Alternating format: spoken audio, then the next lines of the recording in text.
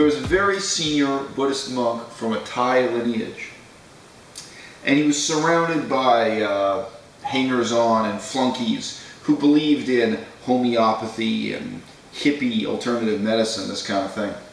He had one of the problems in his eye that required surgery, and if you don't get surgery performed in your eye, it will progressively get worse and worse, and you'll go blind, it will become inoperable.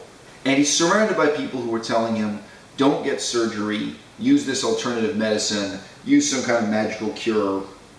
And he decides, okay, I'm a Buddhist monk, I'm supposed to believe in magic of various kinds, I'll give it a try.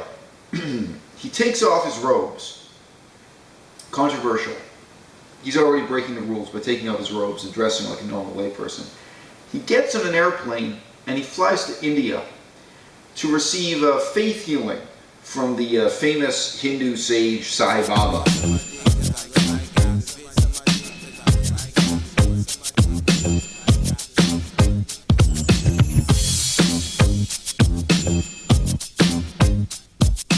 I guess I'm putting sage in quotation marks. If you haven't heard of Sai Baba, he did all kinds of magic tricks on stage, including like direct sleight of hand, real magician's tricks.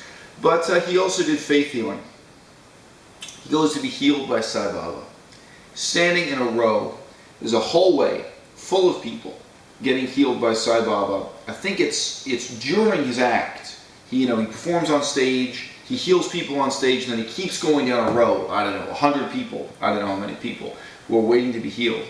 And he's coming down the row and he's, magically laying hands on people, healing people, one after another. And then he comes to this Buddhist monk who's dressed like a normal person. He comes to this Buddhist monk and he stops. He looks him in the face and he says, get the surgery. He doesn't heal him, and then he keeps going down the road, faith healing all the rest of the people there. It's a true story. It's a true story, and it's the only miracle I can name for you, because it's the miracle of a miracle worker deciding not to perform a miracle. He did have the surgery. Surgery worked.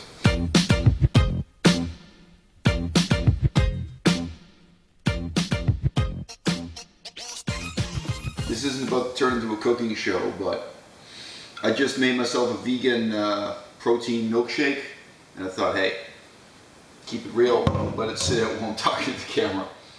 I'll start with an example. Maybe the examples are easier to relate to than the kind of theoretical question I wanted to talk about really quickly in this video. I had a guy visit me a couple of weeks ago, and he's a smart, well-educated guy, probably one of the smartest people I talked to in the last 5 years. And we talked about Buddhism for several hours, and of course by the end of that time he really had a sense of how many years I'd worked on Buddhism and my depth of knowledge about the history and other issues.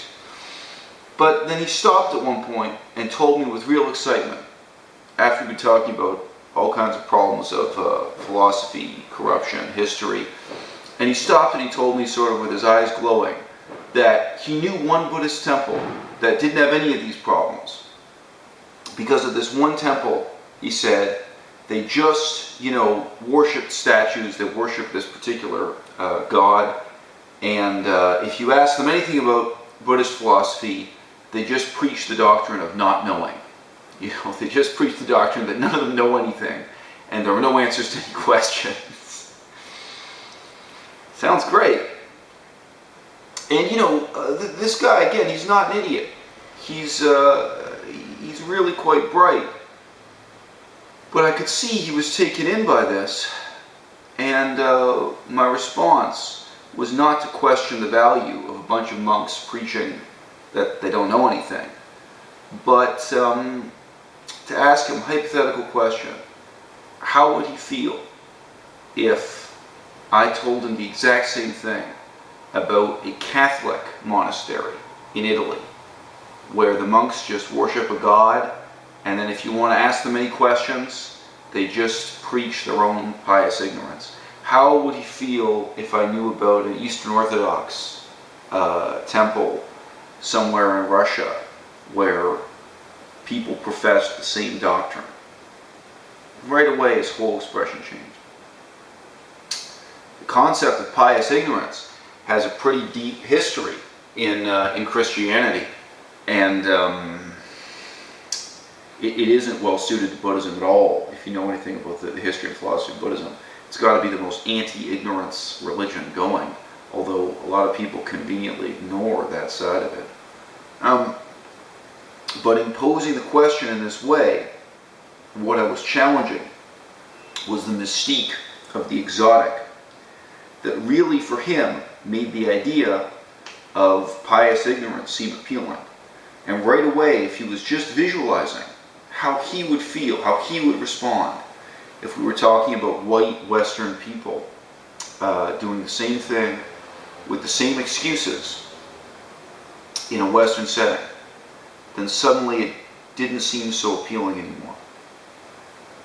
My own sense of apprehension of the exotic and how people tend to turn off their own rational faculties once something is declared exotic actually is much earlier than my interest in Buddhism. When I was working in European philosophy, I was shocked, shocked is the word, that there were other people the same age as myself going through university who were willing to pretend that somebody living in 19th century Germany, 19th century German philosophy was somewhat popular at the time. Someone from 19th century Germany represented an exotic and alien culture that was somehow disconnected from the rest of the history of the world. And of course, those philosophies, all the philosophers in 19th century Germany are caught up in debates about racism, religion, slavery. And other young people from the same culture as myself, same age as myself, they would make excuses for these philosophers, saying, well, they didn't mean to be racist, they didn't know what they were talking about at the time. And whenever I would challenge that by saying, well, what are you talking about? When this book was published, we're just a few decades before the American Civil War. All of those debates around slavery, those are all in the newspapers in England and France and Germany. And these are the events going on in the British Empire and the French Empire. I mean, it's just not true that people in Europe were ignorant of, the ethnic, religious politics and the issue of slavery in particular. But I could see that in their minds, they were trying to separate this exotic island their philosophy came from, their pet philosophy came from the political and historical reality of the rest of the world. And a lot of white people around me do that with Buddhism, again, to an extent that I find scary.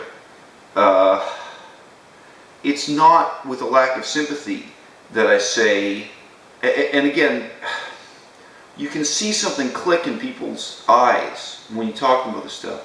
But if you're talking to someone who thinks of a man wearing robes as if he's ancient, as if he comes from 2,500 years ago, and you say, oh yeah, I know the monk you're talking about, or I know the temple you're talking about.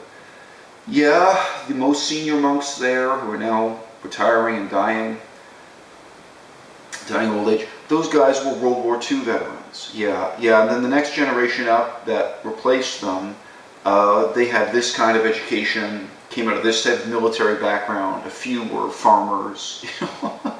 As soon as you put it into the timeline of events like World War II, the Vietnam War, you can see that mystique of the exotic falling from people's eyes as they're forced to recognize that we really are talking about modern people who are part of the same history, the same ongoing history as the Western world, and people who've learned about Buddhism in ways that are not so different from ourselves.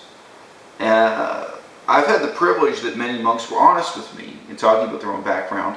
Many monks, their story is, well, I finished my life in the military, and then I tried this line of work, I didn't like it, I thought I'd try being in the monastery, I had a cousin who knew somebody at this monastery, so I went, and very human, the stories that bring people into the life of a Buddhist monk. And I say that with all sympathy, but you have to sympathize with the human reality. not with some kind of abstract, unreal, otherworldly reality that, of course, can never be real. And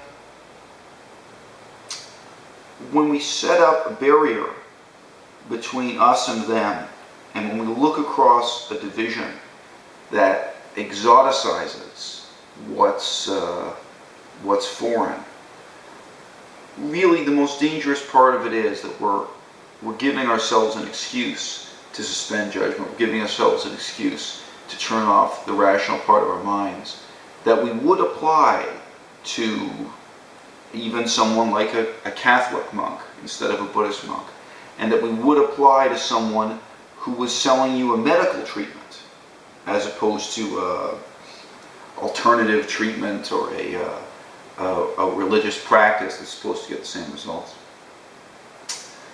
When I look at the medical excuses made for Buddhist meditation and for buying and selling Buddhist meditation, it's very sad to me in that way, because I feel that the people who are willing to suspend their disbelief for this exotic, foreign religious practice would never do the same thing for prayer, Christian prayer, would never do the same thing for even exercise and changes in diet.